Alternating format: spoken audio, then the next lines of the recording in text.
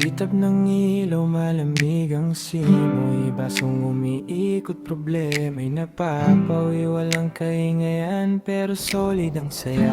Kami-kami lang muna, sapat na. Simpleng hapunan, simpleng mesa, pero puno ng kwento. Bawat tagay na lumilipad sa hangin, kasama mga tropa na tunay. Walang plastikan pag bumawa, sabog hanggang umaga, walang bitawan. Nandito si Boss Prip, siya ang taga-bira ng trip. Relax lang tayo, sabi niya habang may sip-sip. Si Bayo Elono, laging ready sa pulutan. Pag nagkwento ng kalokohan, siguradong kakatawan. Di kailangan ng marami para sumaya tayo,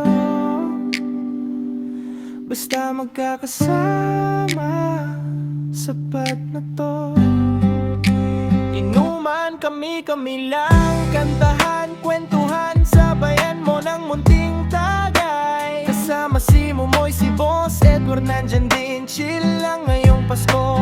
Sarap ng feeling. Inuman, kami-kami lang, di kailangan ng engrande para maging masayang tunay. Sa gitna ng gabi, may ilaw ng parol, chill lang ngayong Pasko, payapa ang loob. Si Bayaw Mumoy, hari ng birong mababaw pero tumatagos. Kahit corny minsan tawa pa rin, wala nang kaeret-eret. Si Boss Edward, tahimik pero solid ang dating. Pag nagsalita, diretso sa puso, parang koronang awiting galing sa atin. May mga problema, pero bukas na yon. Ngayong gabi, pahinga muna. Sa bawat hamon, sa bawat tagay, may baong dasal at pasasalamat na nandito pa rin tayo, kumpleto sa bawat yakat. Parang kanta sa radyo na paulit-ulit, pero hindi nakakasawa dahil tunay ang gamit. Pamilya at kaibigan, yan ang tunay na yaman. Kaya sa Kapaskuhan, sabay-sabay nating sabihan. Inuman, kami-kami lang, sa lamig ng hangin, tayo ang nagpainit dyan. Kasama si Boss Pritik, si Nunong, si Momoy pa rin, at si Boss Edward, kumpleto na ulit ang gabi.